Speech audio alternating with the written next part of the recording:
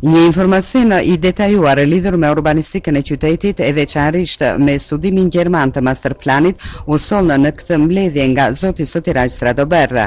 Edhe pse ky studim nuk është I miratuar, tha ai, zbatimin e tij ne e shohim të nisur në qendër të qytetit para katedrales. Projekt që solli diskutime e qëndrimin kundër të mitropolisë së shenjtë nëpërmjet përfaqësuesit të saj Robert Papa. Tendenca është që në qoftë se duam ta mbytim këtë qytet, mi afton të zbatojmë programin e këtij qyteti të mbytur. Pa thonë që nuk do të zbatohet, por ka filluar të zbatohet. Atëherë ne kemi të drejtë të thotë. E pa. Ti kërkojmë një herë bashkisë dhe ti themi, more, çfarë projekt ka bashkia përpara katedrales që e ka reformuar? Ku është projekti? Në bazë të ligjit të informimit publik ne kemi të drejtë të njihemi me çdo dokument që s'është sekretëtor.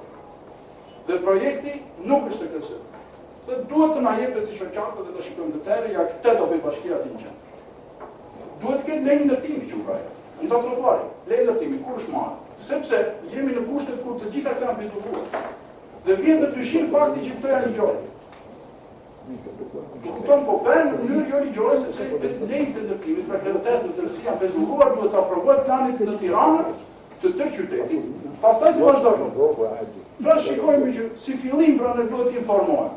Të themi çfarë do ndodhë në këtë qytet. Çfarë do ndodhë në qendër. Pastaj çfarë do ndodhë këtu, pastaj çfarë do ndodhë këtu. Ne do jemi shumë të lumtur që mos ndodhin.